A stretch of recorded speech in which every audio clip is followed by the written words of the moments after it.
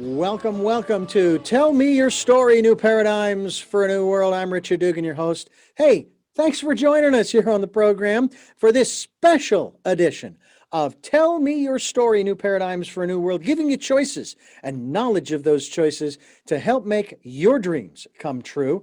I hope that you will stay with us because I think you're going to enjoy this program, especially in this time we're in of basically trying to figure out what we're going to do next, where we're going to go. Are we going to reinvent ourselves, and how are we going to do that? And what are the steps that we need to go through? We're going to talk about that on the program with our very special guest here on this special edition. It's called, the book is entitled The 20-Minute Networking Meeting, Learn to Network, Get a Job. Nathan Prez is my guest, and we're going to be talking about this work that he and his co-author, Marcia Bollinger, who has a PhD. Nathan, thank you so much for joining. I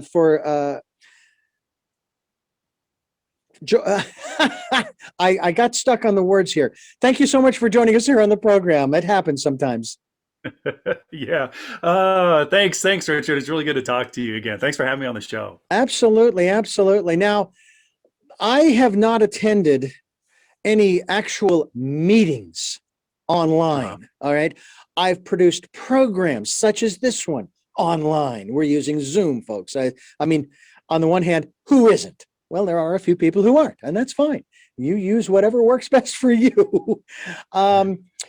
But I've always had a problem with networking because I felt there was a level of disingenuousness about it, because at least from the way it was presented to me, the whole sole purpose was to get something out of the other people that you were, quote unquote, networking with.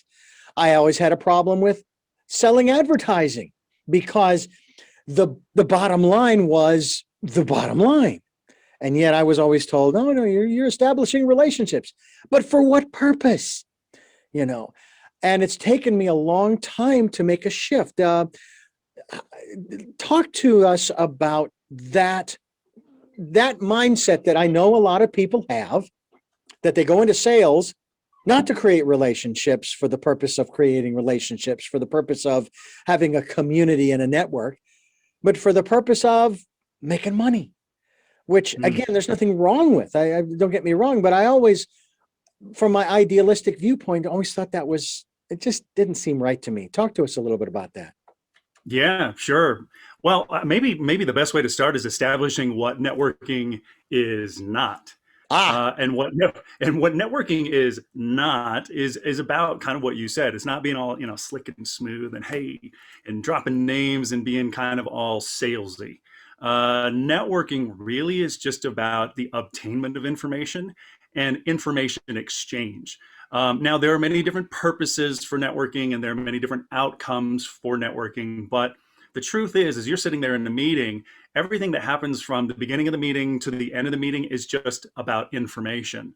Somewhere in between there, we might come to an agreement about what the outcome is going to be. And so you get something out of the meeting. But in the meantime, it really is just about information exchange. And to that end, I think when people think of networking, well, networking sort of has this like negative connotation to it, right? Because we think it is being slick and smooth or salesy or whatever else. But the truth is that it's kind of like what I just said. It's more about just the information exchange, where we actually tend to put behaviors on it.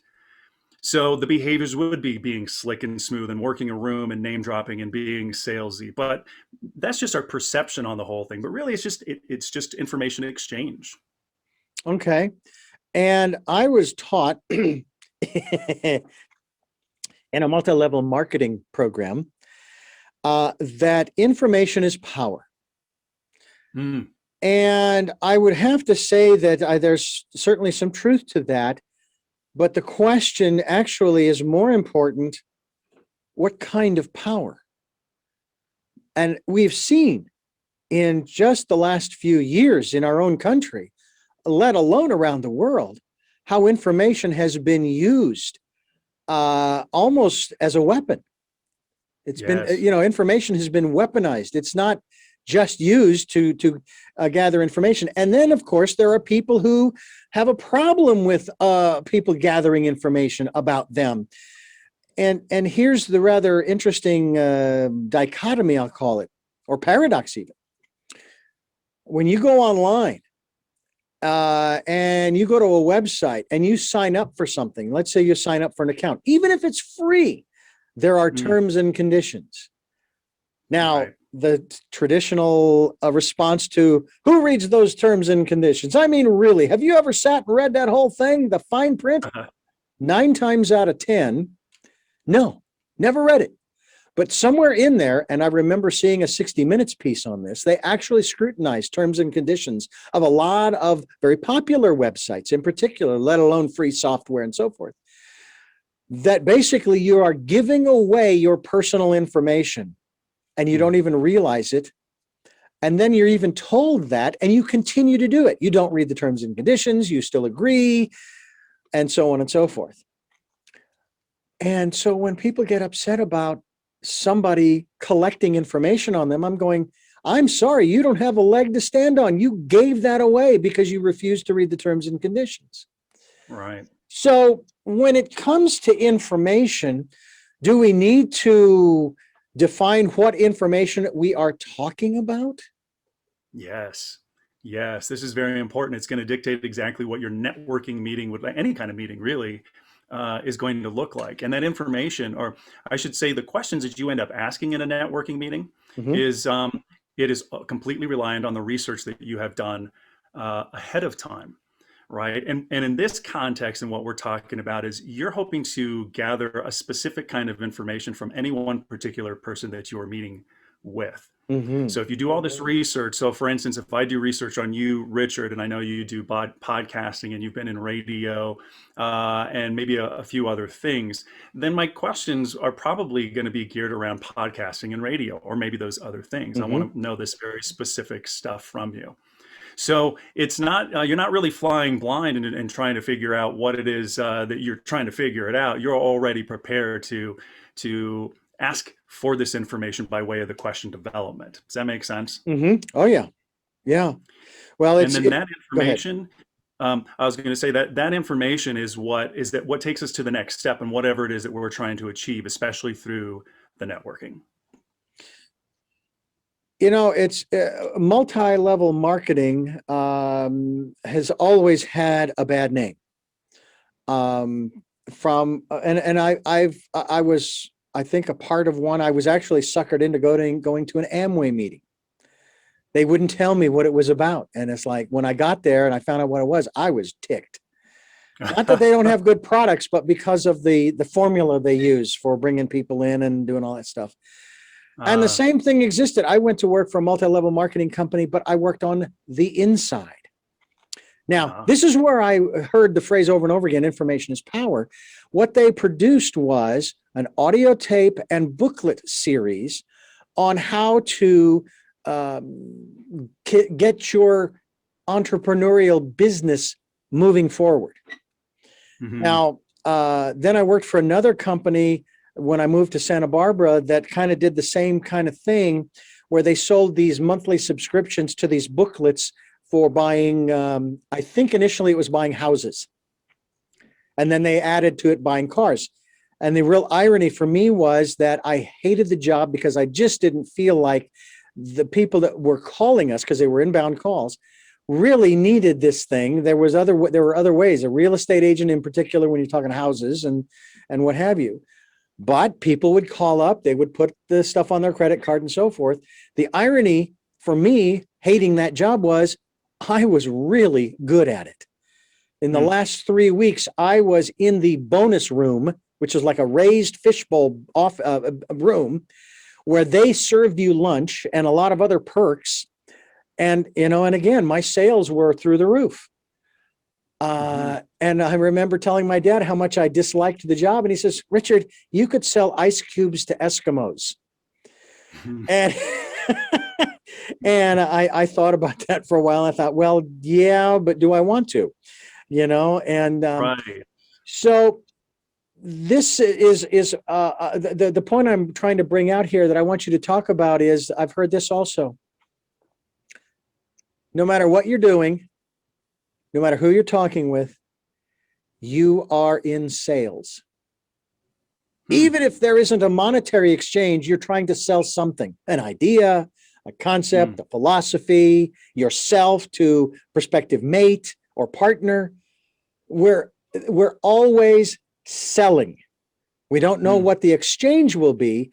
And then there's the universal principle that there is always an exchange. You cannot escape it. The universe is going to see to it that there is an exchange. You may not like it, especially if you are in your ego and you're trying to pull something over, like Bernie Madoff or the guy who's named after the Ponzi scheme. All right, went to jail.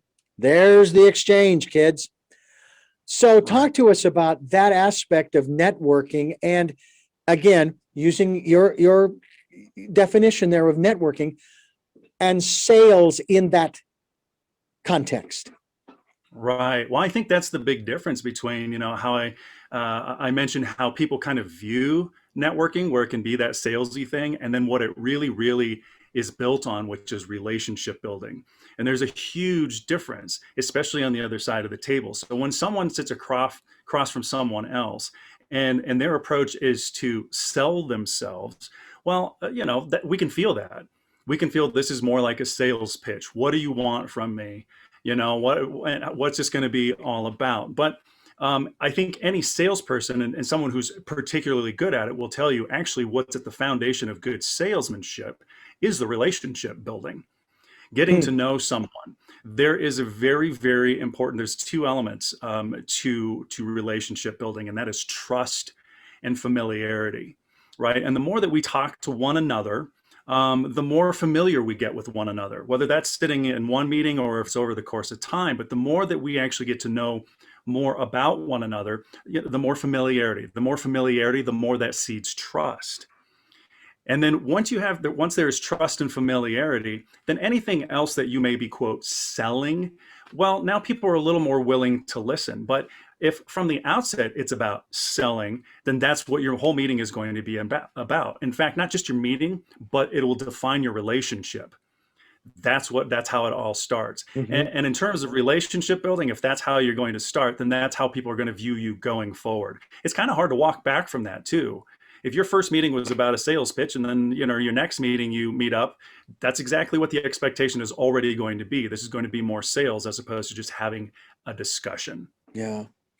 Now, I have often tried. I remember my first sales job, which was my only official sales job. I was hired by a radio station to be the program director. Well, the program director has nothing to do with sales, but I was hired through the sales department because they hadn't yet fired their existing program director. Now, he and I became friends, and he also knew exactly why I had been hired. Not that he had been told, but it was pretty obvious. And he and I actually became friends so that when I was hired and he was let go, he was still there to support me and assist me through the process of learning the ins and outs of that particular station's procedures. So I was very, very happy about that aspect of it.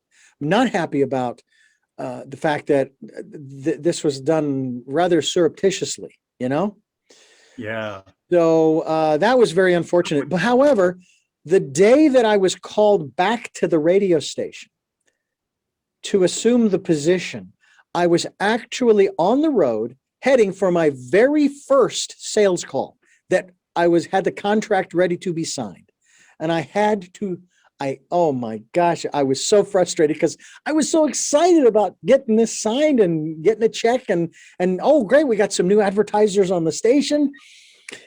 And I'm going, I can't believe I have to let this go, but be that as it may, sometimes that's the way it goes. Now, when it comes to this aspect of the 20-minute network meeting, I would assume, forgive me for assuming this, that many network meetings go on a lot longer than that, and that this is actually a short version that you've created, right? That's right.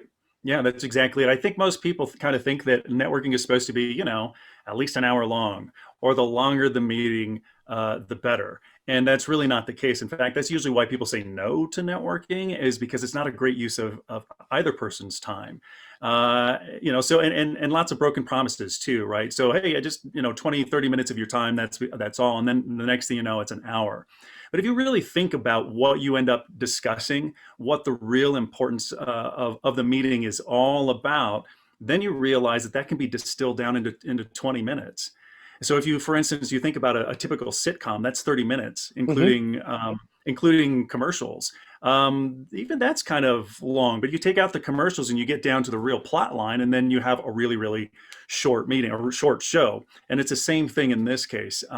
You're just getting kind of right to the goods. But the way that this is designed and constructed, it's meant to actually help you have a very informative and reciprocal networking, and it's just in 20 minutes. Mm. You know, we are being sold left and right through Mm. social, through our online presence, as well as television, radio, newspapers, billboards. Not as much, because especially on the highways, because most of the states have banned them because they're an eyesore in some instances. I've seen some commercials that are horrible, especially some local commercials, especially television, where it's like, why are you wearing that? You're standing on a white stage, and this was an actual commercial. And this one guy, he was just standing there talking about the product. Didn't look real impressive to me. Looked like he had just gotten out of his truck or something.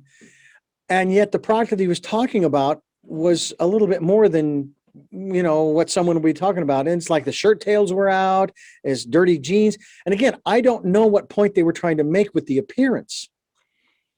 And then, of course, I'm listening to the script, I'm listening to the words, and I don't hear a real coherent delivery. It's like, Mm-hmm.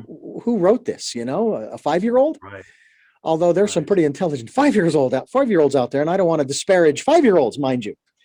But um, when we are, whether it's online, like in Zoom. Now, for example, I like your background. All right, you got a Thanks. nice shirt. All right, nice trimmed beard, just like me. I got the hat. Your hair looks good. Your background looks great. You're sounding good. Hey, I think you've got it together, which means you care about what you are, and I'm going to use the word selling. Okay, since we're going to Sure. use the broad definition thereof. Yeah. I feel I've done the same. Got my hat, which is my sort of my trademark, a nice flannel shirt. You can see the microphone boom, but you see a nice little background here. I wish it was real, because if it was, I'd be in Ireland talking to you from there. Oh, that'd uh, be so nice. wouldn't it though? Hey, you know what? Let's skip this and let's go. All right. All I'll right. meet you at the All right. You got airport. it. I'll meet you I'll at the meet you airport. there. But is there a real problem that you see with people working on developing those relationships in networking, but you kind of see that they're really not committed? They're not serious about it because of, let's say it's on Zoom or other platforms. The background, it's a messy kitchen sink Yeah. with dishes all over the place, unkempt. They're maybe in their pajama tops or something, Yeah. and so on and so on. And I mean, the list goes on. How do you encourage individuals to show that they care not only about what they're selling, but about themselves? Right. Right. Well, I mean, it's obvious right from the very beginning, right? So we're talking. You just mentioned like production values, what it looks like behind me, how I am dressed, how I sound, all of these things. This is critically important stuff. I network with a few hundred people per year. And right from the outset, because when you're in person, there's a lot of other things to be looking at that distract us from exactly what's in front of us.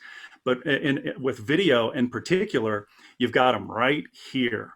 So anything that's within this little window is everything that is said about you, even before you begin to speak. I have been on meetings where a person's laptop is sitting down, so that means that the camera is pointing right up. And it's a whole different, yeah. But if you just think about what that would look like in person, if you were to sit in front of them and sit down at an angle and look up at them, that's a whole different meeting. And that's exactly how your whole meeting is going to start. That's the impression that you start with. And the longer the meeting, the longer that particular impression is. And why that's important in the big picture is because, that meeting might go fairly well, but that's going to stick. Is this person going to come into the workplace and not be aware of these kinds of things? And everything that is said right here without any words, that can say a lot about the person themselves. If I'm wearing a really wrinkly shirt or something like that, that can make the other person think, well, how well prepared is this person in the workplace when their shirt isn't even ironed, and I'm looking up their nose and the camera. You're listening to a special edition of Tell Me Your Story, New Paradigms for a New World. I'm Richard Dugan here with Nathan Prez, co-author of the 20-minute networking meeting, Learn to Network, and then get a job. All right, get out of here and get a job. You're mooching. You're mooching. So stop mooching and get. And we are here Sundays at 7 a.m. and 7 p.m., Monday mornings at 1 a.m., streaming live at those times at richarddugan.com. We also have podcasts at SoundCloud, iTunes, TuneIn Radio, Spotify, Stitcher, Player FM, Blueberry, and other locations. Number one, too numerous to mention. And number two, because you folks are reposting our interviews in other locations, we are also on YouTube with a video version of, I like to call it a video cast. I think that's what they're called, on YouTube. Richard Dugan, Tell Me Your Story, the channel. Just look for the guy with the hat, okay? That's my trademark. And we hope that you will also find this program so interesting that you'd like to support it financially. We have a PayPal account that is for your security as well as ours. And we thank those who have supported us in the past. Thank you, thank you, thank you. We also thank those who will support us in the future. Thank you, thank you, thank you. We also ask you to participate in the Decade of Perfect Vision, the 2020s, and go within, spend time in that quiet, calm, peaceful place where you can find the inspiration, the encouragement. You can rejuvenate, reinvigorate yourself, refocus on what's important to you, and listen to that still small voice. It never puts you in harm's way. It'll challenge you. It's challenged me on some of my own personal philosophies and beliefs, but that's what it's there for, to help you move through all of the experiences in your life. And like I said, I've been prompted to do things that were absolutely contrary to what my mind, my intellect says I should do. I went ahead and I followed that prompting. And I've had situations where if I hadn't followed that prompting, things would have been even worse. Okay. So it might minimize a certain situation. It might eliminate it. You might avoid an accident. I have no clue as to whether it was a prompting or not, but I went down that one street and I ran into somebody with my car. It was his fault because he was pulling out and watching oncoming traffic. And I ended up having to get that car. It was totaled. The insurance paid off. We were able to buy a truck and so on and so on and so on. So don't discount it. I guarantee you will benefit from it. We're talking with Nathan Prez, and he is our guest here on the program, talking about the 20-minute networking meeting. Why 20 minutes? Why not even shorter? Or can you not accomplish enough in less than 20 minutes? You actually can. Yeah. This is not a hard and fast rule. It doesn't mean it has to be 20 minutes. It can be longer than that. If it were ever to be longer than that, you would hope that your contact is leading that. And even at the 20-minute mark, you check in and say, hey, so Richard, I just want to make sure, I want to be sensitive to your time. Are you still good? Because I promised you 20 minutes. Is it good to keep going? And you'll either get a yes or a no, right? So your meeting is either going to close up or you can keep going, but that's because of your contact. Because the whole purpose of keeping it 20 minutes is to be respectful of someone's time, yet have this really informative meeting. And it can absolutely be shorter. That's kind of a case-by-case scenario. Some people you might just know really well. You might have been talking to them quite a bit recently or whatever else. And so you don't have to get into the goods that would carry a full 20-minute networking meeting because there's already familiarity between you. So for instance, one of the steps is giving an overview of your background. If you've already done that, that can be a much, much shorter meeting. And maybe sometimes someone has a request and says, hey, I've got 10 minutes. Can you do that? Yeah, absolutely, you can do it. But this means then, right, you have done the research on the person and their organization so that you are informed enough to have the conversation and keep it at a minimum. We are discussing this book and its concepts and its philosophies. I have, oh my goodness, I didn't even realize this. I actually have the professional edition, ladies and gentlemen, of the 20-minute network meeting. I want to talk a little bit here in this segment about, and I'm going to go to the table of contents, the 20-minute network meeting cheat sheet. And yes. you have 5 steps. Let's go through those 5 steps in this segment here. Sure. Start with number 1. Number one is a great first impression of yourself in the meeting, right? And this is really simple stuff. All it is your introduction, and maybe there's a little bit of small talk. And don't remember, small talk is not a bad thing. What you're doing is you're finding commonality. And it could be as simple as, wow, you've got a really nice view in the office. How long have you been here? Or that painting, I kind of recognize it. Is that, who would that be? Do you happen to know the name? Whatever it is, but you're just sort of making your way into the meeting. And then step 2, this is the snapshot of your background. This can be around 30 to 60 seconds. 60 seconds is what we have in the book. And what you're doing is it's just a brief description of your background.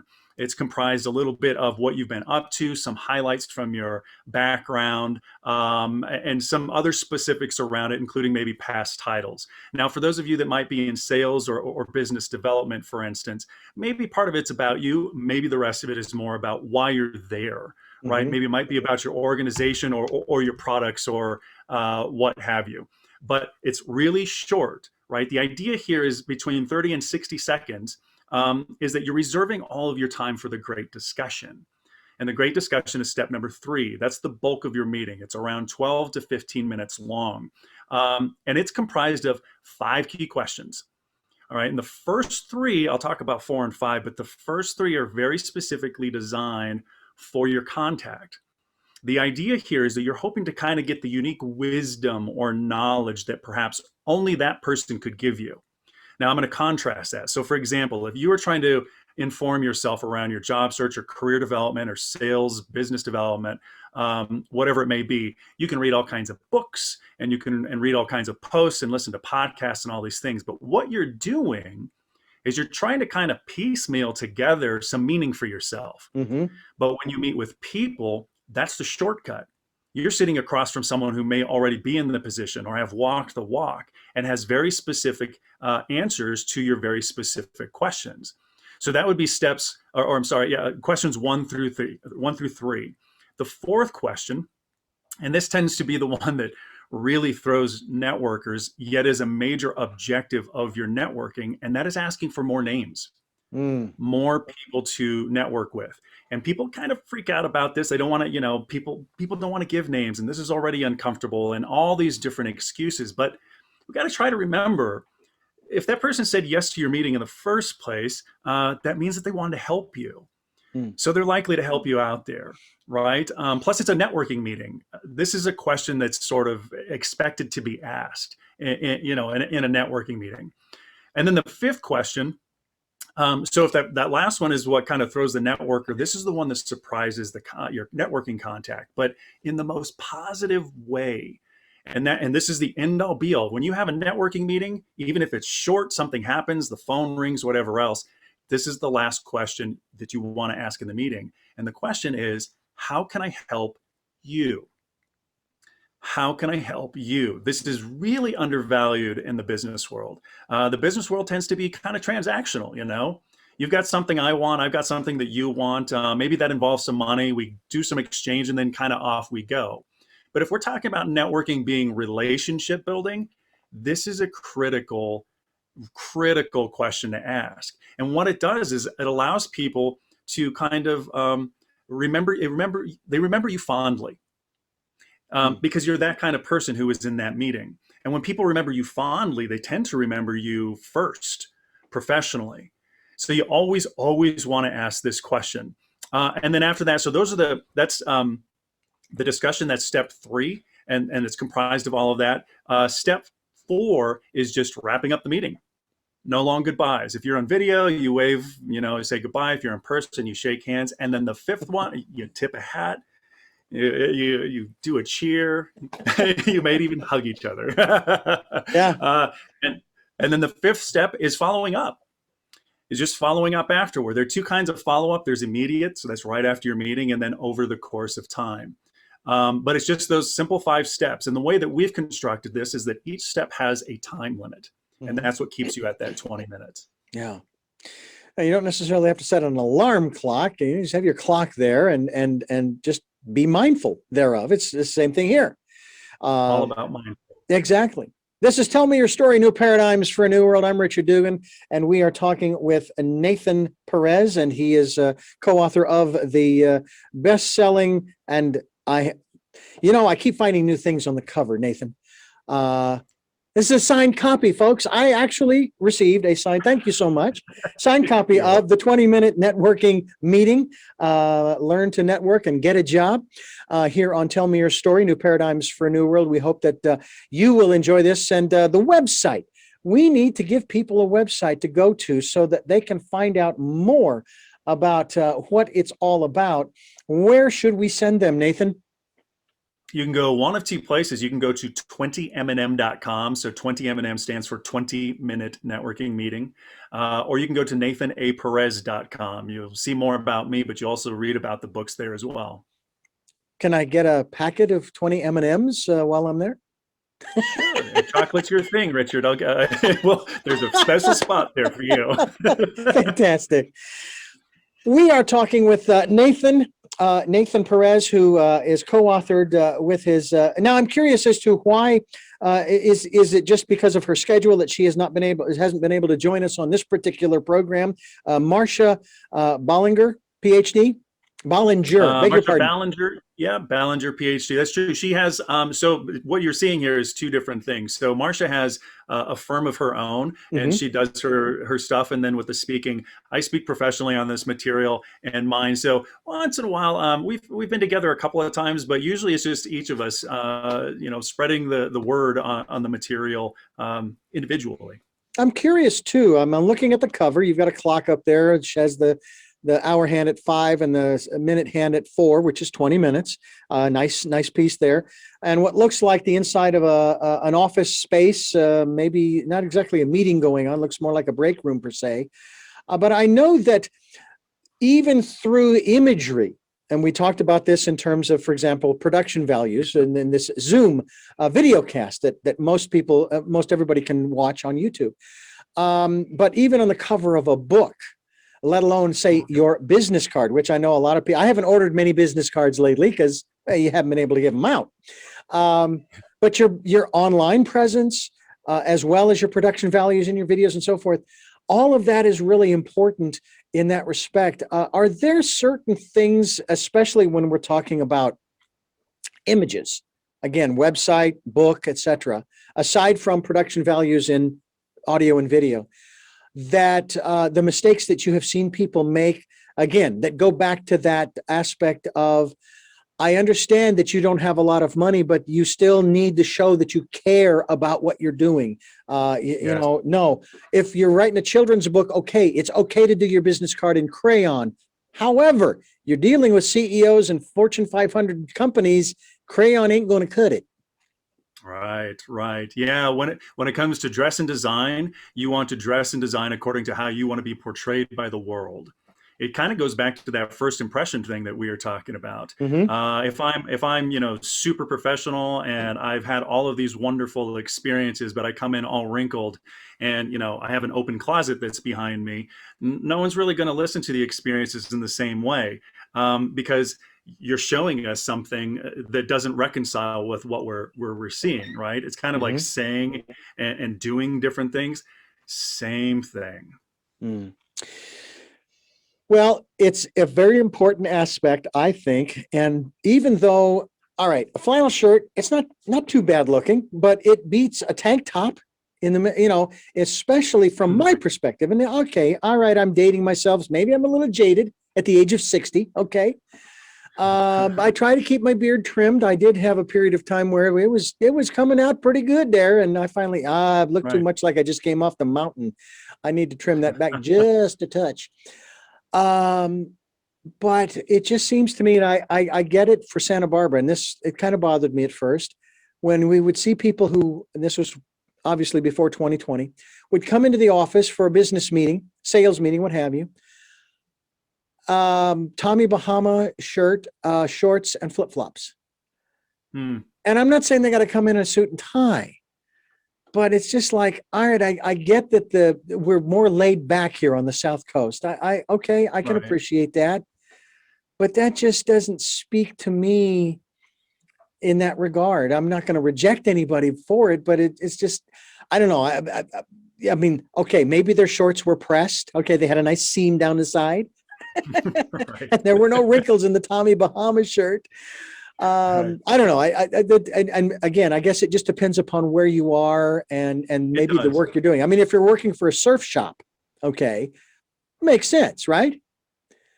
But it's about, I think it's about, it is, it's going to be case by case. So we could use Silicon Valley as a really great example. It's pretty laid back, and people have worked from home for a very long time, but when they go into work, they're still kind of wearing what they were at home, and that's accepted, and it's now become part of the culture. Yeah. So if a Wall Street executive, and he's all suited up and he's got his tie and everything on, he's going to be kind of the outside guy. Now, does that really matter? Not really, because he's still in a suit and tie, and he's in a culture where everything's laid back, wrinkled shorts and Tommy Bahama t-shirt. But if it were reversed and someone decided to go, because it was the formality is what makes that work over in Silicon Valley. But if that same person with wrinkled shirts and Tommy Bahama goes over to Wall Street and shows up where everyone is kind of suited out, that doesn't work quite the same. And it still leaves the impression, okay, great, you've been successful in your career. That's why you're in our Wall Street office. Wonderful. But, and it's that little sideways look, right? It's that little thing. And I think what it really goes to show is your own awareness of where you are and what you're doing. You dress accordingly.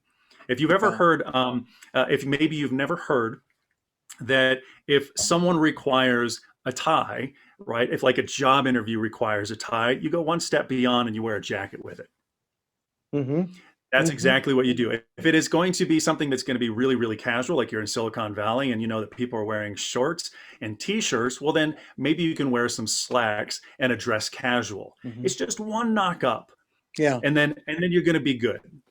Now, when I first started this job 13 years ago, full time, I would wear slacks. I would wear dress slacks, different colors. Sometimes even what I want to say khakis, but they were nice. They were very nice. Sometimes I would iron them and so forth. And I've always liked long sleeve shirts. So I had some nice long sleeve dress shirts, and I would have a t-shirt underneath. I do not know why, after we moved here, that I decided to start putting a t-shirt under all of my dress shirts, but it was just one of those things that I felt comfortable with. I have now shifted to a little more casual, but still nice shirts, nothing with holes in it, and jeans. Okay. Levi's, matter of fact, 501s or 505s, I guess it is. One's got the zippers, one's got the buttons. And still I look just fine, a little more Western, but then again, it kind of goes with the hat. Sure. And again, I feel comfortable, but I still feel enough businesslike in that respect. So yeah. Is it true that it is the clothes, and I'm going to be generic here, it is the clothes that make the person? The phrase usually is that the clothes that make the man. Well, that there are women who are doing all of this stuff too, folks. So it's the clothes that make the person. Is that another adage that you're going to feel differently? And if you're going into a meeting like this, even if it's on Zoom, and I'm hoping that soon we'll all be able to get back in person, that you need, like you said, you need to know who your audience, so to speak, or your fellow participants are going to be and what the dress code is and so forth. but Yeah. also what you're wearing not only says a lot about you, but also speaks to you and how you feel. Yeah. Oh, absolutely. I think that's what the inside is. I wouldn't necessarily say that it's clothes that make the man. I think the clothes make the perception.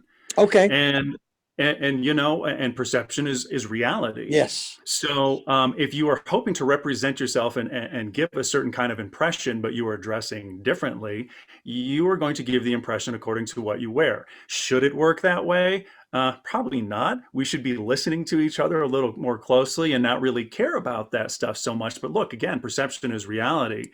And that first snapshot that we get of someone is how is going to set everything up going from that point. If you're complete strangers from one another, that's what's going to be remembered. You were better off actually dressing the way that you need to be for that one meeting and then dressing down subsequently, because the first impression we have of you is that you're a professional and you are in context for this particular culture here in Silicon Valley or on Wall Street.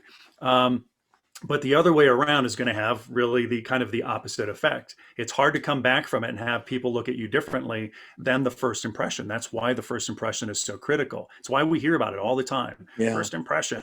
Mm-hmm. Yeah. And perception being reality. I learned that specifically when we would do live remotes at one station, and they always told us to be very conscious of how you were setting up the remote studio, if you will, outside, because the way people see you and the station's equipment and banners and so forth and personnel is what they're going to think about you and think about us and whether or not they want to listen to what we have to offer. We're talking with Nathan Prez, and he has written the 20-minute networking meeting. It's a mouthful, isn't It really is. 20mnm.com is the website. We hope that you will go there. We encourage you to find out more about this work that he's doing. Nathan, why has this become important to you? Who cares about how long the meeting is or whether it's networking or in that respect? That's a really good question. I will tell you why I think it's become important to me and why it's becoming more important to everyone else. So all of this networking stuff that we're talking about, as we said earlier, it's about relationship building. And when it comes to networking, especially for career and job search, between 70 and 80% of all jobs, okay, it doesn't matter the industry or business, 70 to 80% of all jobs are obtained through the people that we know. And the people that we know comprise our network. Now, I'm really emphasizing that 70 to 80%. And if it didn't, because we hear statistics all the time, and that comes from the US Bureau of Labor Statistics, by the way. But here's a different way of looking at it if that doesn't really strike you. 70 to 80% of all jobs are not posted. Okay, 70 to 80% of jobs are Wow. not posted. Yeah, exactly. That's huge. What that means is the vast majority of opportunities out there aren't available to even look at. And it also means that other 20 to 30% are available for your competition to look at. So if you have been a person, or if you've ever met somebody or know somebody who says, "Man, I can't get an interview. I can't even get a phone call." This is why. And what it does is it makes up what's called the invisible or the hidden job market. And what that means is that it's all word of mouth. And so networking, right, is all about word of mouth. Mhm. It is critically important. Now, that's right here and now. But I can tell you this too, with this whole thing that we've experienced in this last year, this craziness that's been going on, and then we've got all this news happening, and it's being called fake news, and whatever that turns out to be. But like, we're hearing different things from different areas, and it's going different directions, and no one can reconcile it. What has happened, and it's not to just us, say in this country, this is happening globally. What's happened is we've started to develop sort of this sense of distrust, this distrust. What do we believe? And what that means is, as we go forward with our own relationship building, this is going to evolve too. The way that we listen to one another and the way that we talk to and communicate with one another is in the middle of this evolution. We are going to come around to caring more about that, really listening to what other people are telling us, and, and being careful about how we're communicating with others. Mm. That is one of the biggest challenges that we face these days. And I think you would agree with that because of the fact that people are choosing to, in a manner of speaking, believe whatever they want from whatever sources they might get that information from. Um, and so we have to come to a point where we say, okay, is this particular source of valid, and are we in agreement to that fact? We're not saying it's perfect, but it seems as though we've got to start somewhere in order to be able to move forward in this process. And to that end, I want to share this, that one of the things that folks are going to learn from this series of books called the 20-Minute Network Marketing book is one of the things that you're trying to teach people. Number one is how to be concise. Now, a lot of times, and this is one of the reasons why I have had to learn how to be very concise in my response to compliments. It's because years ago, I used to explain, why it was the way it was, and when people were paying me a compliment, well, thank you, because I did this and da da da da da da da da da blah blah blah blah blah. And I began to get the energy back from the people that they didn't care much for that, and it went on too long. And I am the first one to admit, Nathan, that I go on too long. All right. So I got to the point when someone pays me a compliment, if the mind starts to roll, I stop it, I take a breath, and thank you very much. I appreciate that. Yes. Period. End of story, end of statement. Now we move on. So being concise, I know there's another phrase called to laser beam it. But yet our heads are full of so much information that we want to share it all. So what are some of the techniques that you have developed and teach people to laser beam it, to be concise? Right. So when I work with clients, and for instance, when we talk about their professional background, what we feel we need to do, it's just an instinct. We feel like we need to explain everything. But the truth is that we're all also capable of understanding what's really at the core of what all of these words that we're going to use. So what I'll tell a client is, okay, thanks for giving me all that background. Now let's start with the first thing you said. Give that back to me in one sentence. Oh gosh, that's going to be hard. Yeah, it might be for a second, but just give it a second, think about it, and then one sentence gets spit out. Suddenly one paragraph is now just one sentence. Okay, great. Just hold on to that. We can build around it. Now let's go to the second part that you were just saying. Tell me in one sentence what that all means. And then it's one more sentence. So now we've got this 4 or 5 paragraphs. It's actually turned into 4 or 5 sentences. And when you think about it that way, and someone says, what do you do for a living, or what are your hobbies, or what do you do for fun, whatever it may be, now you've got just sentences, little bullets. You say this, that, and the other. And what happens from there is now people have the answer right up front. And from there, you can build on it. Typically, what happens in communication is someone will ask a question, and then we'll give all of this explanation, and then we'll give the answer. But if you flip it and you go ahead and give the answer first, now people understand what the answer is, and then you can give more explanation around that. Yeah. So it's just asking yourself, what does this all mean, everything that I have to say in one sentence?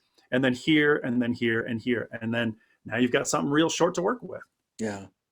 I know they also use the term elevator pitch. Yes.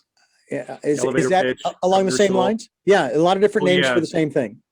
Yeah, I'm going to say a few. So those are listening and watching, that you understand that it's all the same thing. So you got a 30-second snapshot, 60-second snapshot, 30, 60-second commercial, pitch, elevator pitch. Sometimes you might be asked, so what's your story?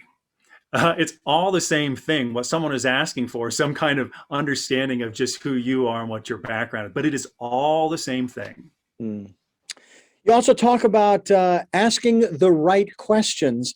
That is one of the most frustrating statements when they got two people dialoguing. One of them might be the wise old soul, as it were, and the other person is going on and on about da da da. Well, I did this and I did that. And, yes, but you're not asking the right questions. Well, if I knew what the right questions were, I would have asked. Right. So Right. how do you determine what are the right questions? Well, it doesn't come out of a book of rules where Oh these are called man, the right. Yeah, I know. you Wouldn't it mean be so it's much not in here? easier? That's right. But what is in there is the way to think about how to ask the right questions for yourself. Okay. Because you are seeking very specific answers. And if you've done the research on that person, what you're doing is developing the right questions for what you are seeking out of this meeting or this information exchange. Because then when you get down to what it is that you're really asking for and you ask that, boom, you get this great information that comes back at you.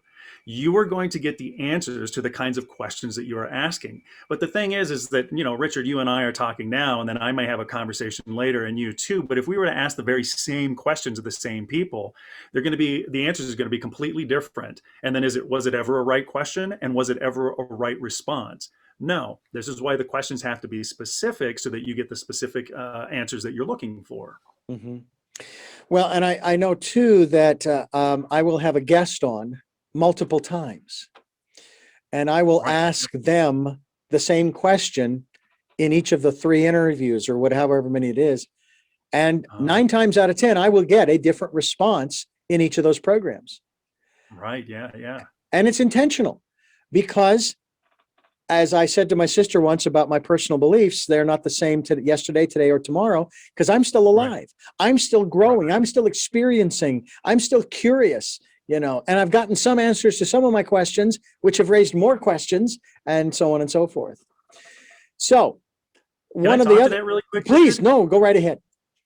So yeah, there's such thing. And I said earlier when I kind of went through all the different steps of the meeting, the idea is to develop very specific questions, right, for very specific people. But there also is such thing as asking a single question of multiple people for multiple perspectives on a single thing that is important to you.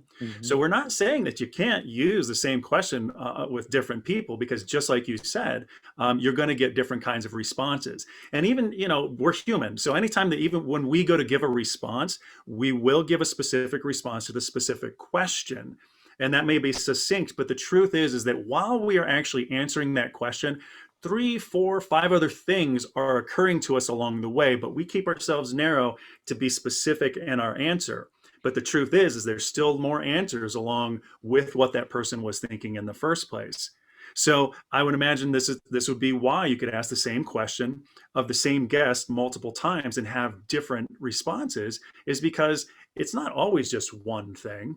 And as a tip, anytime that you have a discussion and you're kind of all done with that discussion, one of the powerful questions you can ask in summary is, can you think of anything else? Yeah.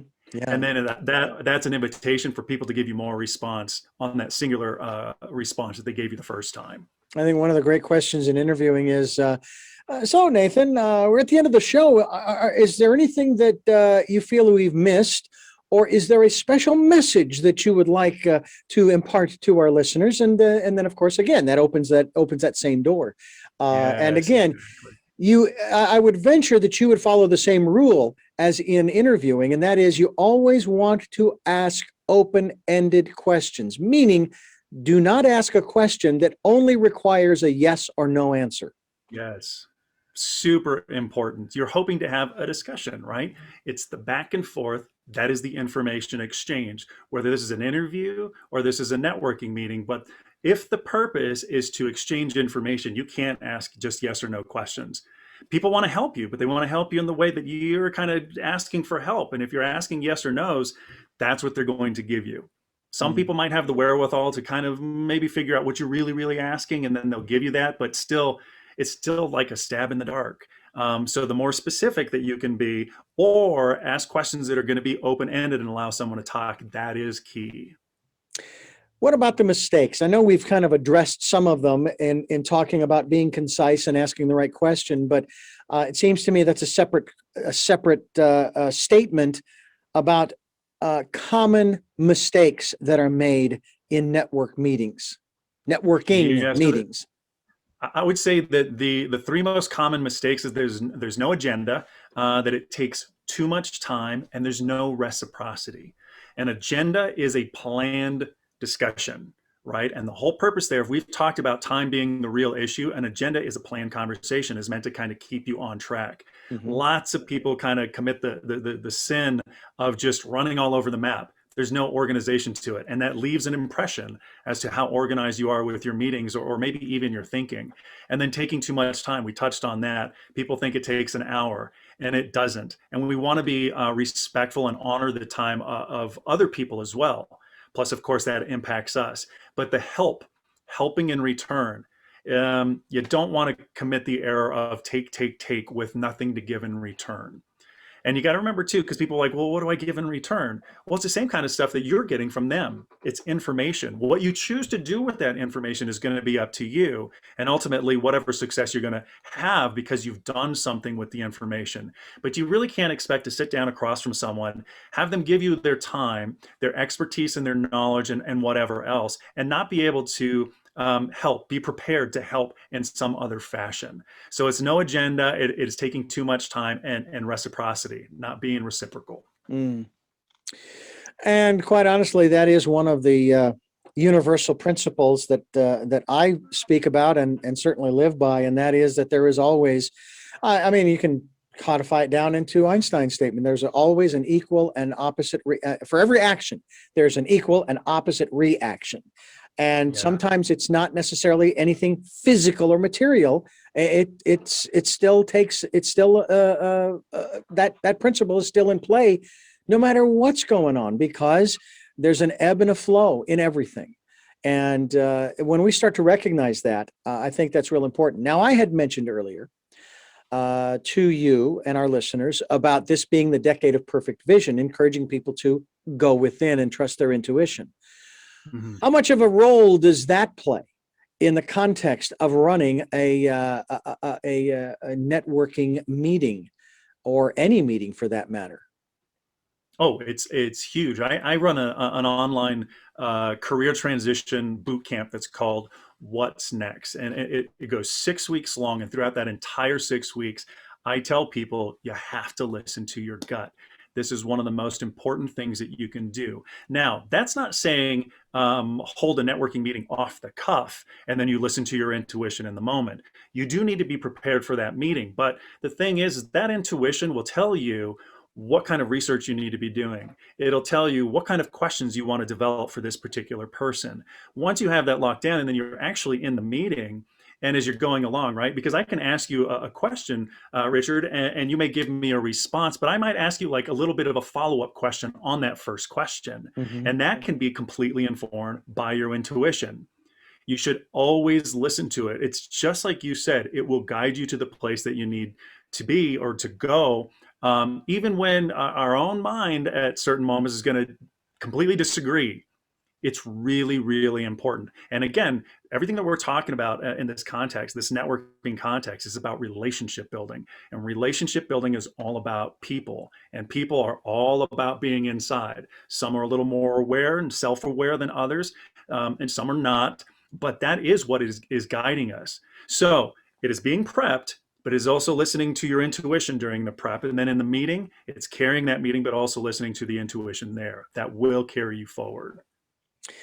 Well, I tell you, this whole thing with meetings, I have one-on-ones on a fairly regular basis, so once or twice a week, sometimes with my boss. Some stations I've worked for, none. We never have one, Right. and that didn't mean that we didn't communicate.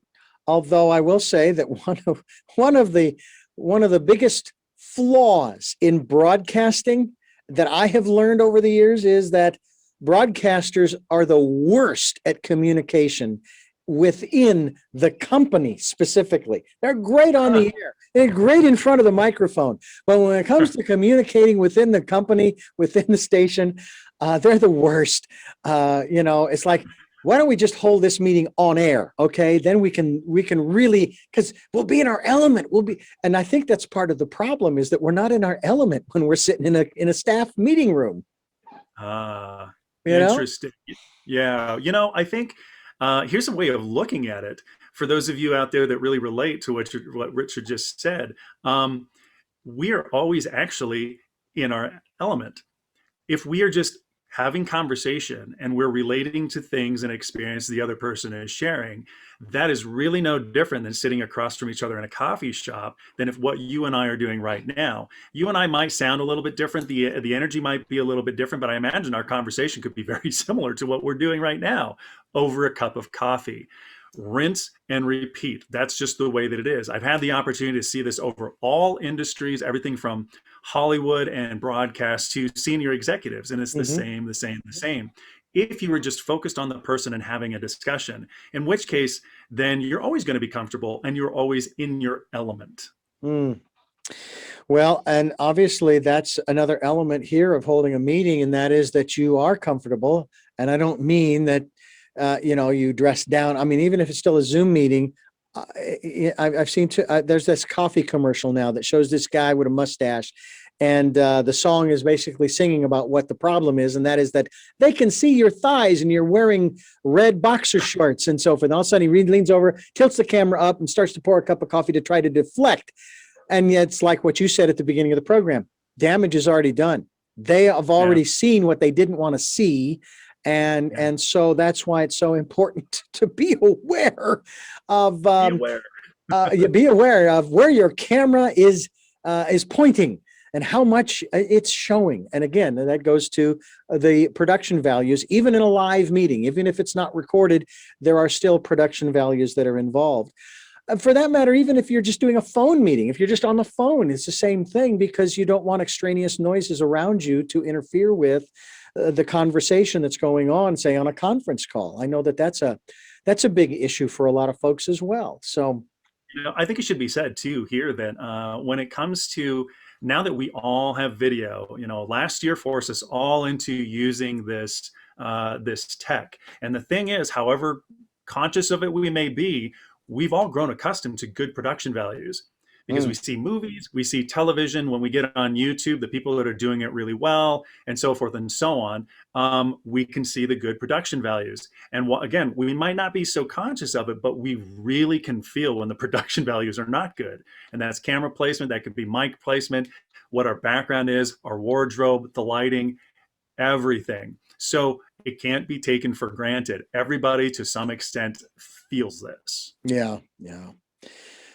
Why does all of this even matter to you? I mean, I asked you earlier of a sort of a related question, but I mean, this is, what's the big deal? I mean, people are going to hold their meetings the way they're going to hold their meetings. What's in it for you by going into all of this writing? And by the way, folks, there are 3 different versions of this book. I have the professional edition.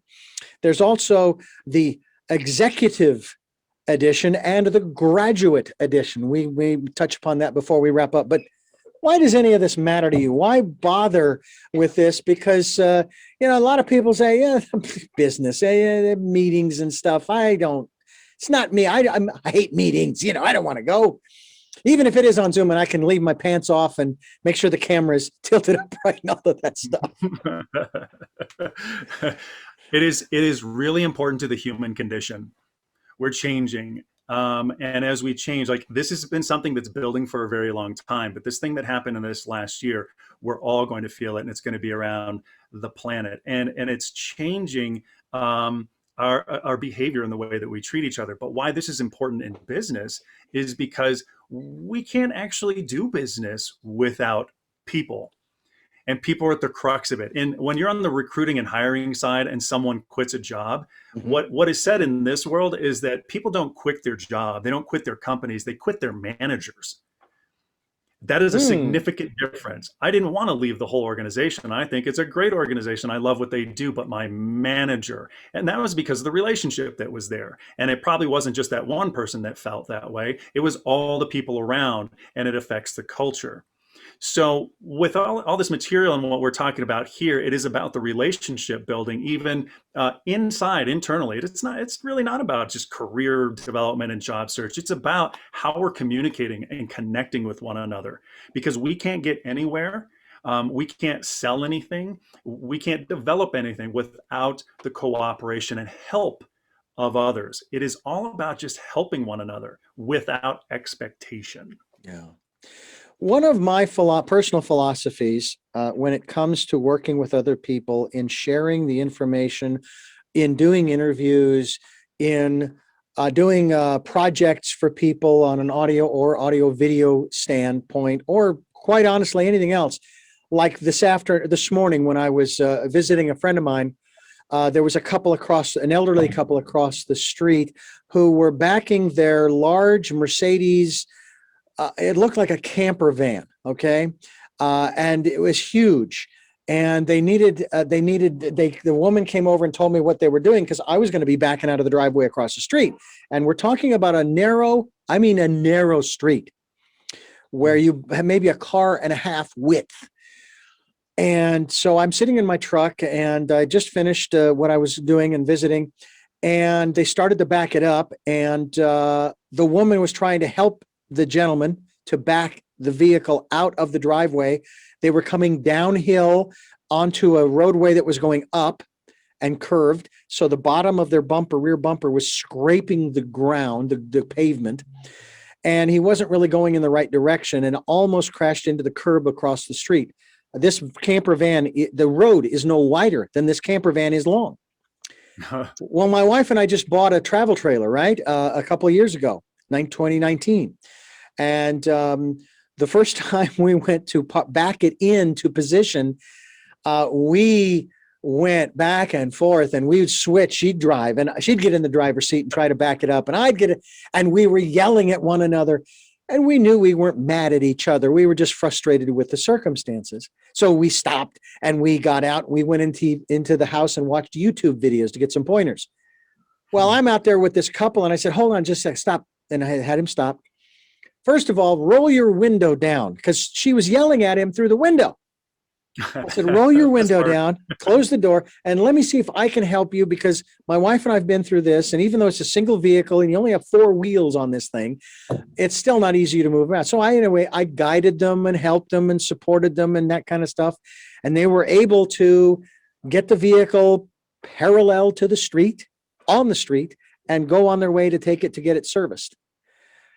And then I made some suggestions to them as far as how they should do this in the future when I'm not here, because you can't call me and have me come down and help you because I live about 9 miles away from you.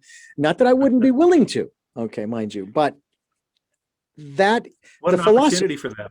Right. But the philosophy that permeates that experience and all others is, Nathan, I want to make you successful first, because if you're successful, then I'm successful, right?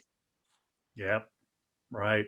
I think we got to remember too, because I think sometimes someone can believe that success, the outcome of success will be, I don't know, monetary. But that isn't really the goal. Where the success really is internally, how you feel. First of all, someone felt blessed and really good. Wow, someone knew something about this and they helped me.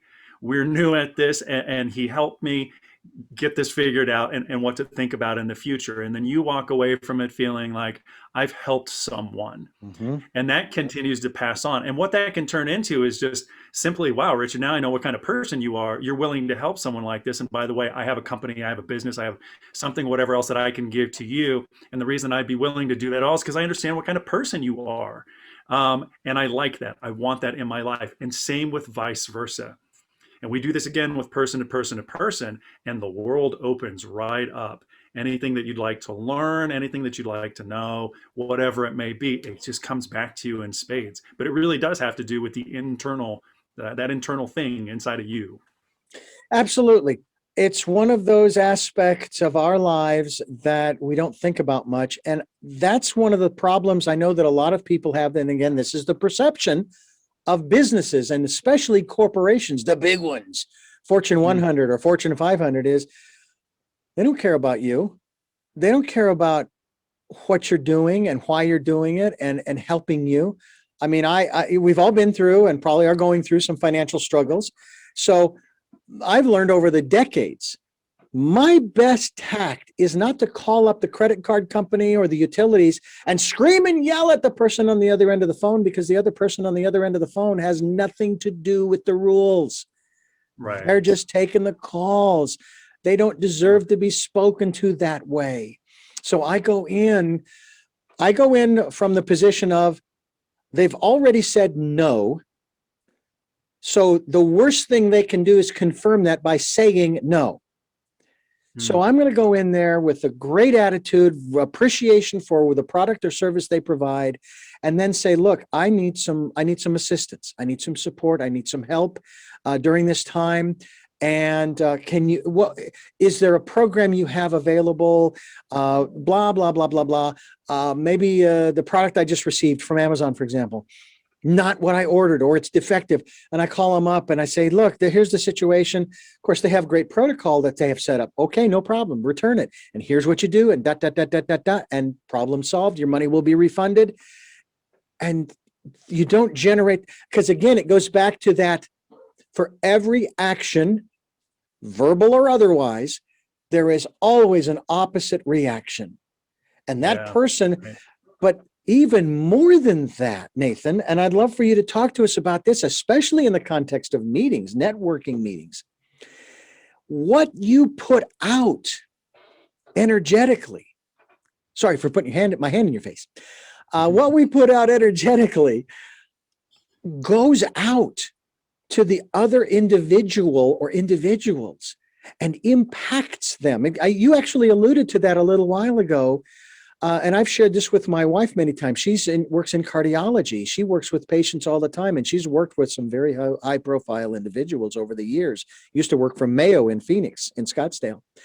And I always tell her, when she gets down on the fact that she's not living her life's purpose and doing what's important, I said, you have no idea what that businessman or woman or individual that comes in there who's got the crankiest of attitudes because they had to get up so early to come in. Maybe they came up from LA for all we know. And you treat them with such kindness and respect. And I'm not saying that she should, that's the way she is. And you might turn them around where they will go to a networking meeting. Originally, they were going to go in there and they were just going to raise holy hell. And you've turned them around to where now their disposition is such that they are going to, through you, impact in a great way the lives of the people in that meeting. And then that has a ripple effect. Yes, the ripple effect. I was just going to say it's a domino effect. It works. It's always works this way. And when it comes to meetings, it's something we actually state specifically in the book. When you go to ask that question, how can I help you? You got to be prepared, because people are not prepared to be asked that question. And I've been hearing this now. So the very first book was written in 2012. So all of these years, almost 10 years, I have had the fortune to hear what the reactions are to people and how that changed everything. Their 20-minute meeting suddenly became, oh my gosh, because the reaction is, I don't know how you could help me. No one has ever asked that. Oh, wow. And so, and if you're prepared and you can come up with a couple ideas, or you already are able to give something, an article or whatever else, it just blows people away, because we're accustomed to people taking and not necessarily giving back. And then the people, lots of these same people who are holding these meetings are like, I don't know if I'm nervous about these meetings. I don't know how it's going to go, whatever. But then their reaction to the reaction that they get does the same thing. They're amazed. They're like, oh my gosh, I felt so good after that meeting. I want to go and do it again. And look, no one got any money. No one got a business. No, it has nothing to do with that. It has to do with the effect. It's just what you said, action, reaction, except that we walk away from it now feeling really good about having just asked that question. And what it makes us want to do is ask the question again. And that person on the other side of the table felt what it was like to be asked that question and understands now the power of it. So now they can go out into the world and do the same thing. Hey, how can I give you a hand? I'm familiar with this stuff that you're doing. Can I help you park that RV? Whatever it may be. But we feel good. And it is that ripple effect. Yeah. They go away and they take it with them. Yeah. And then again, it spreads and spreads and spreads. And it seems as though over the last few years, we lost that. I mean, it's not to say that there weren't people out there doing that kind of support work. And certainly during this past year, we refer to the heroes, the first responders, in this case, in the medical community, who have been just given and given and given. And again, it goes back to that universal principle. There is always an exchange, always. You cannot, Yeah. there's nothing that you can do to escape it. And that's why, as much as I love hearing the phrase, it's more blessed to give than to receive. I hate to be the bearer of bad news, but if there isn't a receiver, there can't be a giver, and vice versa. So enjoy receiving as much as you do giving. There's nothing wrong with that. No, there's not, especially if you can express your gratitude when you have received something, because it validates that other person. And then again, same thing, it's that ripple effect. But when someone gives a compliment, if it's difficult for some of us to accept a compliment, sometimes it's not so easy for people to give a compliment. And if they're shot down afterward, they give this compliment.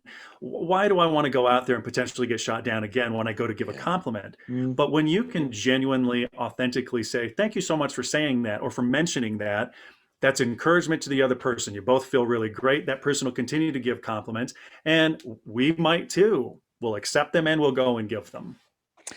I hate to date myself using what might be to some obscure television references, but there's a great dialogue between Commander number one. I can't remember his name now. Jonathan Frakes played this in Star Trek Next Generation, and Data, Riker, Commander Riker, and Data, and it had to do with an episode regarding trust. And at the end of the episode, he and Data are talking in the Riker's quarters, and he says, Data says to him, "Well, you trusted this person, and they betrayed your trust. So wouldn't it be better not to trust?" And Riker says, "No." And Data's perplexed, and basically he explains. He says, "Because there are going to be times when, yes, your trust will be betrayed, but there will also be times when your trust will be respected." And so that's what you, so to speak, live for, is those times. And hopefully the times of betrayal are fewer and farther between than the times of acceptance and respect. And that's one of the reasons why, I don't know about you, Nathan, I have a hard time, even though I'm sure maybe with your partners, your close friends, what have you, you vent about a circumstance with someone, but you're venting so that you don't go to that person and say those things. You're just getting it off your chest, right? I think that's why we call it venting.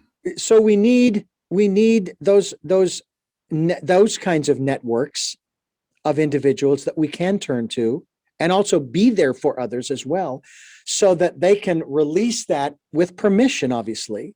I mean, it's like, Nathan, look, I got to tell you about this person who did this, that, or the other thing. And I want to say that, but I don't really want to do that because I know. So you kind of let it go. And you're saying to me, yeah, go ahead, Richard. It's all right.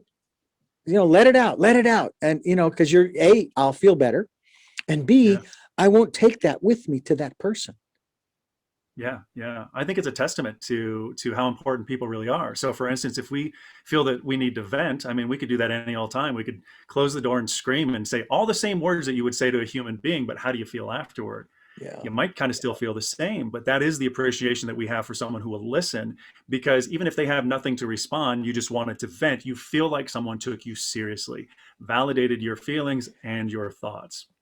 Isn't that one of the other challenges that we face today in this time, in the decade of the Perfect Vision 2020, that the conversation is now coming out of what you just said, whereas before it was, I don't care what your story is. I don't care how you came to believe that. I don't care because I believe that's starting to change, isn't it? Are you seeing that starting to change? Oh, yes, absolutely. People, I think with everything that's happening politically and all this different stuff, when these things happen and come up, we're now sort of being pushed into this corner where we have to change it. We have to change how we're going to take this information. We can't just judge it anymore, because everything that we've seen, I mean, especially in the media stuff, there's judgment and there's judgment and there's opinions, and it's all given to you. And we don't necessarily reflect and have a moment where we're like, I don't know if I agree with that. And sometimes when we do, we go, wait a minute, that just contradicts everything. So we can't do it anymore.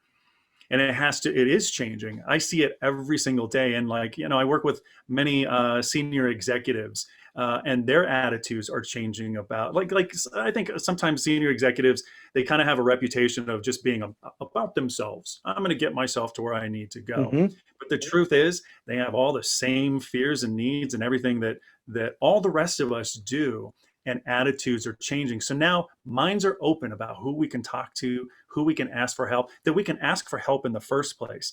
We don't really have much of a choice. The economy has put us in this position. All that media stuff has put us in this position.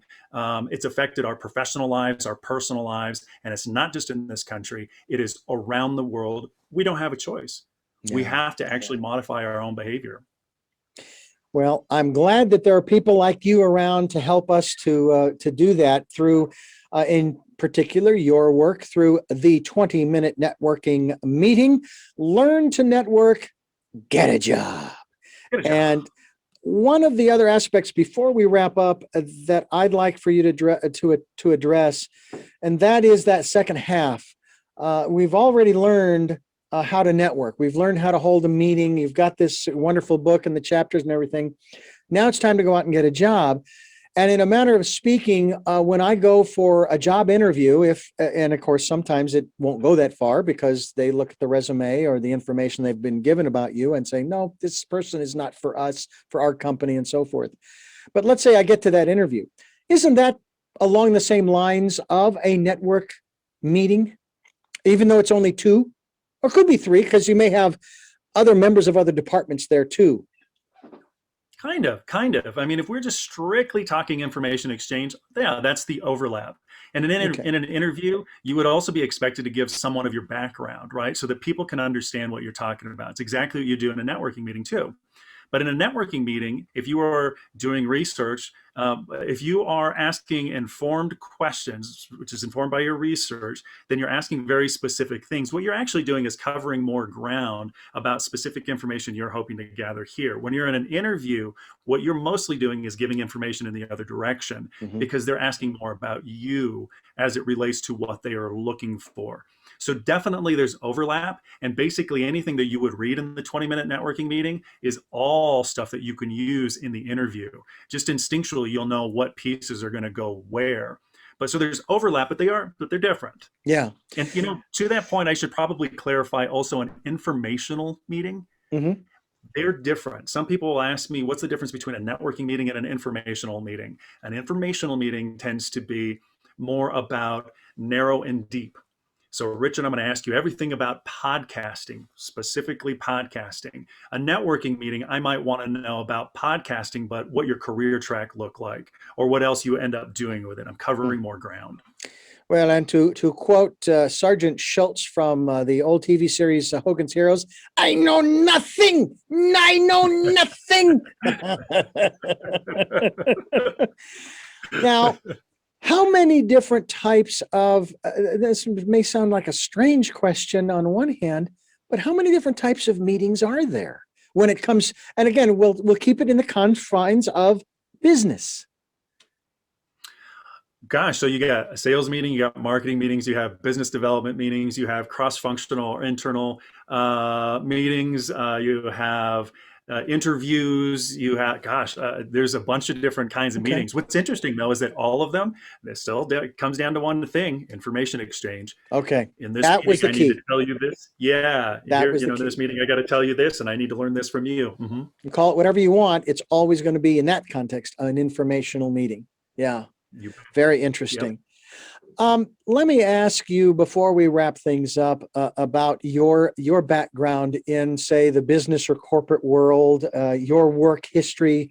Not necessarily, would you please read us your resume, but in Yeah. terms of the experience and the lessons that you learned that you have been able to either bring forward into the 20-minute networking meeting book, whether it be the professional, the executive, or the graduate editions, or through those experiences, the lessons you chose not to learn because, hey, that's not the way that this should be, because it's not sustainable, it's not respectful, it's not a lot of things, and so on.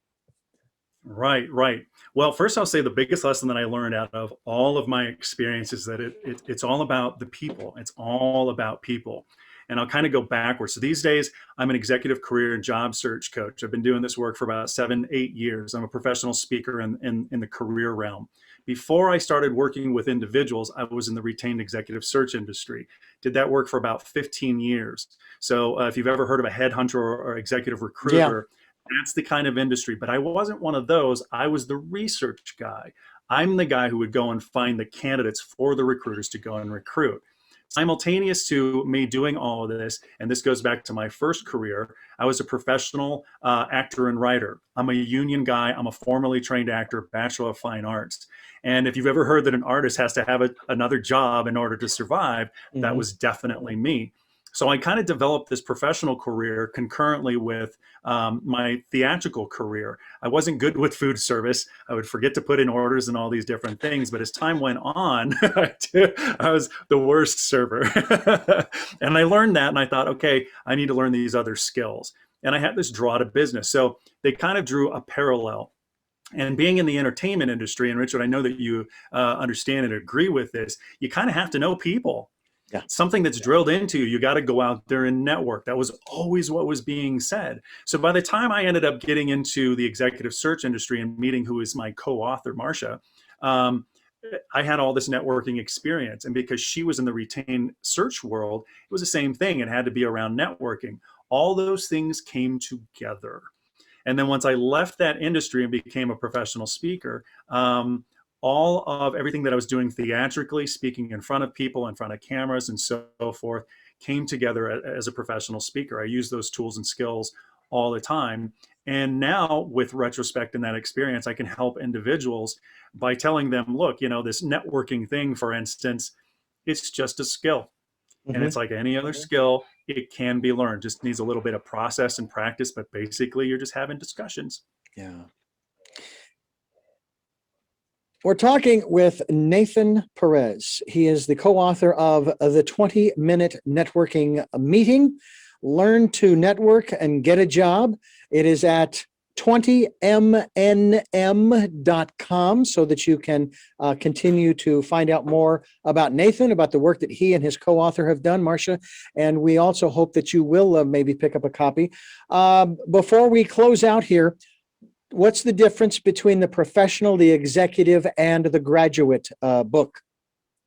Right. And there's also a veterans edition. They are all the same in the sense that where the examples are, where the stories are, the whole layout's all the same. They're just written in context for each respective leadership. So for instance, if you're a new graduate, you probably want to read the graduate version because it'll teach you more how to use your educational experience in a professional context, as opposed to read an executive book, which is written with the lingo and the terminology of someone who has 10 plus years with a P&L and leadership in that way.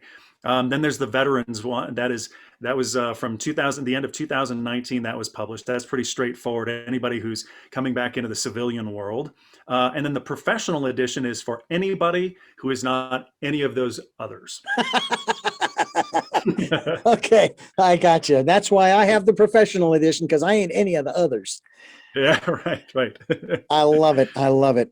Well, Nathan, I want to thank you so much for joining us here on the program and sharing your story and your insights into business as well as relationships, because one of the things I have found so true is that even though this book and the various editions thereof are primarily for the business world, okay, in that respect, in the general sense, they still apply in almost every aspect of our lives. Even if you're not going to use the specific techniques, the general concepts are still appropriate for relationships, for friendships, even for acquaintanceships that could develop into something more in that regard. And I have been so fortunate that to have met people over the years that have become very good friends, probably not only because of my personal disposition, but also because I have always felt there was a time when I really wasn't a team player. There are times I still like doing stuff on my own. But at the same time, I've worked with people that, man, I wish I could get back together with them again and do some more creating, because it was so much fun. And they're still friends of mine. We still connect. A good friend of mine who lives back in Phoenix, his name is Mike, and he and I worked together. I had a little studio set up in my office back at one radio station. Now, it wasn't your typical studio. It was an office, and I had a little mixer and microphones, and I had it plugged into the computer, and we could close my office door and record whatever we wanted, and we would get so blasted creative and playing with stuff, and it was so much fun. And another gentleman who I co-host a program on this fine station. It's called Sky View. His name is Dr. Sky, and he deals in space aviation, weather, and astronomy. And I'm learning about those elements more so, but this man has had a passion since his childhood. And so the information he has is incredible. And, supposedly people really love that show and what he has to bring. And he and I have been friends for, I don't know, 20, both of these gentlemen, I've probably known for 20 or 25 years.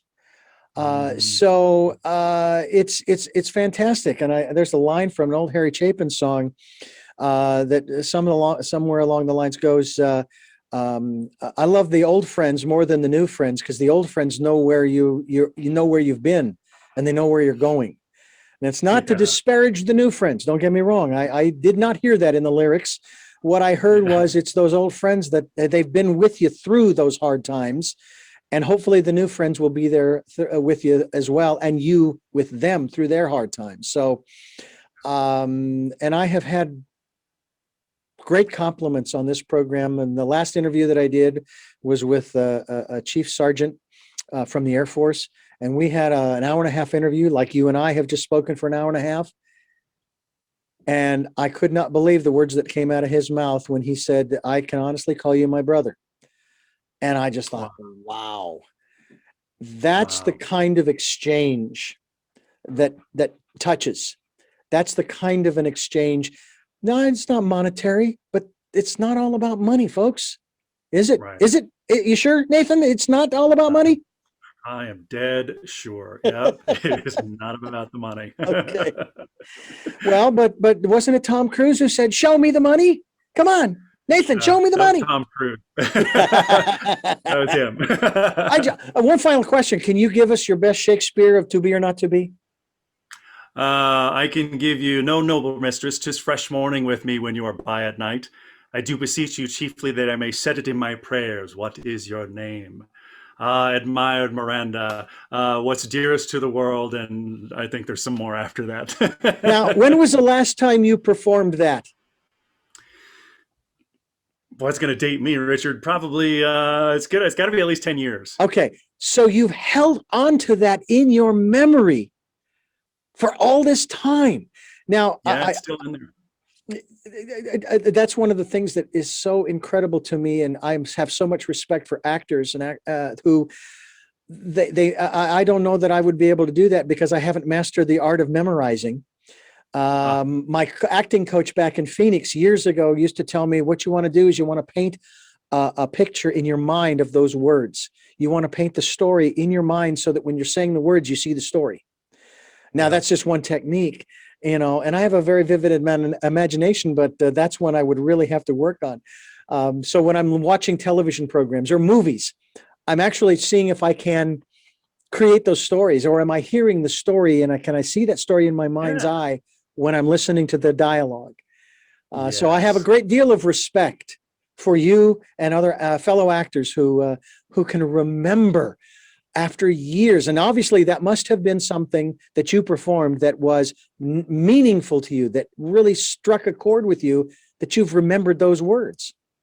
For sure, for sure. And the writing itself can kind of lend itself toward that as well. I mean, you can get really absorbed in it once you click with it and you understand what's being said. Because it's like you're saying, that visualization, it sticks. And when that sticks, it makes memorizing material much easier because it looks more like a visual, like a movie. This has been Tell Me Your Story, New Paradigms for a New World. I have been here with Nathan Prez, and we have been talking about the 20-minute networking meeting. That is 20mnm.com, the website that you can go to. We hope that you will to find out more about what it takes to hold a meeting that's going to have long-lasting effects for you as well as all of the participants, whether it's on Zoom or any other platform, or hopefully soon in that conference room, in that meeting room, out around a picnic table, out at the break area, whatever, so that you can facilitate a more productive, cohesive workplace for everybody involved. And I think that that's one of the things I think you would agree with, Nathan, is that we can do that through the work that you have provided, that you have done, through the work and the book that you have provided. I do have 3 final questions I like to ask my guests. Before I do, though, I am going to share with our listeners that this, of course, is Tell Me Your Story. We are on Sundays at 7 a.m. and 7 p.m., Monday mornings at 1 a.m., including this special edition of Tell Me Your Story. And we are podcasting on SoundCloud, iTunes, TuneIn Radio, Spotify, Stitcher, Player FM, Blueberry, and many other locations, as well as providing you with an opportunity, if you like what we're doing, if it resonates with you and you'd like to support us financially, we would greatly appreciate that. I am humbled by those who are willing to part with the money. They show the money, and it's more than that. They're showing their appreciation to the work that we're doing, and thank you for doing that. That's why we have a PayPal account for your security as well as ours, and also participate in the Decade of Perfect Vision, the 2020s. It may become the Roaring 20s once everybody's allowed to run out and mask free, have fun, and be jovial and hug and kiss and all of that good stuff. We may do the Roaring 20s of the 21st century, and that will be a lot of fun, I'm sure. Just do it carefully and safely as well. So spend that time going within before you go without, and have a raucously good time. Listen to that still small voice, and find that calm, peaceful place where you can really refocus your intentions and your energies. My final 3 questions for you are: number 1, who is Nathan Prez? Oh my gosh, that's a deep question, Richard. Who am I? Characteristically, I'm a guy who cares about other people. I think I found my life mission, and that I'm supposed to help people learn how to connect with one another for the sake of just connecting. Second question, and once again, you may have answered this, but I ask it just the same. What is it that you hope to or want to achieve through the work that you're doing now? I would like to, and I'm starting to see this, I'd like to see other people really connecting with other people. I've had the opportunity across industries and at different levels to see how other people are helping other people for the sake of helping, and how that actually translates to success, monetary and otherwise. And a That's a final big deal. question. Final question. What is your life's purpose? I think I'm in it. I've had 10 years just kind of seeing this develop, and I get to work with people across the spectrum at all different ages, and I get to see the commonality between them and put them together. Sometimes that's personally putting together. Sometimes they read the material and realize, hey, I think it's worth going out there and meeting people that I never thought I would meet before. Well, Nathan Prez, thank you again for joining us on the program. It's been a great pleasure. I hope we can have you back again to talk more about the work that you are doing. And maybe we'll get Marsha on here one of these days as well to join us and get a woman's perspective as well. Because I know that there are different aspects and attributes when it comes to the male-female dynamics that are extremely important for us to understand. So again, thank you so much for joining us. Oh, my pleasure. Thanks so much, Richard. I really enjoyed the conversation. I'm Richard Dugan, and this has been Tell Me Your Story, a special edition bringing you new paradigms for a new world and choices and knowledge of those choices to help make your dreams come true. And until our next broadcast, podcast, videocast, love to lol.